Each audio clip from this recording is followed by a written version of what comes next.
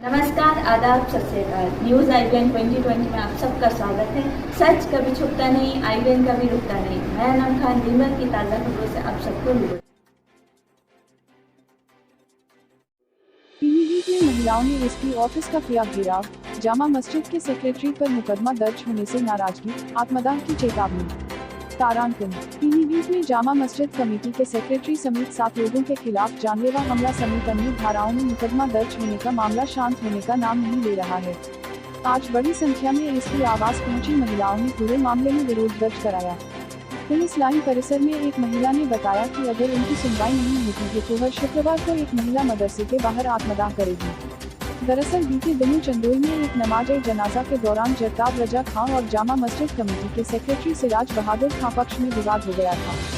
Secretary पक्ष के लोगों का आरोप था कि मौलाना जरताब भड़काऊ भाषण दे रहे थे।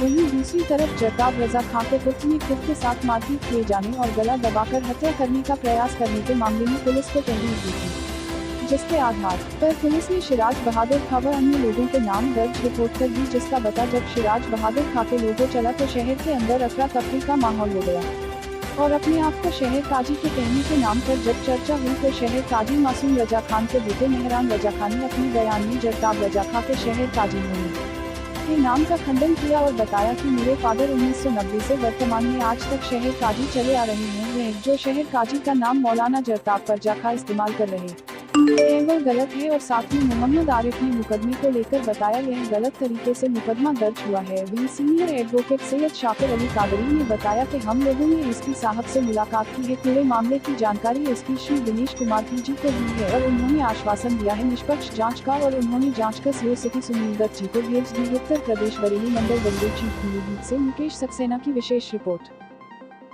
सेक्रेटरी साहब के खिलाफ फर्जी मुकदमा लिखाया गया है। उस फर्जी मुकदमे के बारे में मिले थे और उनके साथ घटना हुई है। सेक्रेटरी साहब को चोटें भी आई। क्यों लिखाया गया मुकदमा, क्या वजह है? वजह ये हुई कि इन्होंने राखी के और त्योहार को राखी को मुसलमान द्वारा राखी बांधने के मामले लेको जरताब रजा खां ने स्पीच दी थी मैयत में। तो लोगों ने एतराज़ किया, भाई आप सद्भाव क्यों बिगाड़ रहे हो? सद्भाव बिगाड़ रहे हो, ये गलत बात है। सद्भाव बिगाड़ने के मामले में मतलब जो है कहासुनी हो गई, इसी बात को फर्जी रिपोर्ट लगा दी, जो मैं चाहूँगा। ये भी कहा था होली दिवाली में मुबारकबाद नहीं देना चाहिए। हाँ, ये भी कहा था। और ये पोस्टर जो लगाते हैं मुबारकबाद के, ये भी गलत नहीं लगाना चाहिए। मतलब इस्लाम तो खारिज कर देंगे। इस्लाम खारिज कर देंगे। हजरत ये जो शहर मुफ्ती का लिए जरताब रजा कहते हैं कि हम शहर मुफ्ती हैं, ये क्या मामला है? 1999 से मेरे वालिद मुफ्ती मोहम्मद मासूम रजा खान हैं और ये शहर वाले भी जानते हैं। इससे सवाल से मुझसे पूछने से बेहतर ये आप पूरे शहर से मालूमात कर सकते हैं। और सिर्फ शहर से नहीं, अलाइए रिपोर्ट भी इसकी है 1999 से लेकर अभी तक फ़िलहाल मौजूदा मेरे शहर मुफ्ती जो है मेरे वालिद माजिद मुफ्ती मोहम्मद मासूम रजा खान हैं, वही थे और वही अभी प्रेजेंट टाइम हैं। अब उसके बाद अगर कोई ये लफ्ज़ इस्तेमाल करता है शहर मुफ्ती का या इस तरह का कोई भी इस पद की और इस मनसब की जगह को इस्तेमाल करने की कोशिश करता है, वो गलत है। अदरवाइज़ वो कोई भी। लेकिन आप लोग आवाम के बीच में क्यों नहीं आते हैं? हम मजहबी लोग हैं। हम आपको बताने सिर्फ मैं नहीं बल्कि मेरे वालिद मुफ्ती मोहम्मद मासूम रजा खान साहब को बोला, वो भी मजहबी लेवल से हैं। और हमने बताया ना, हमारे वालिद साहब शहर मुफ्ती हैं, शहर नेता नहीं है।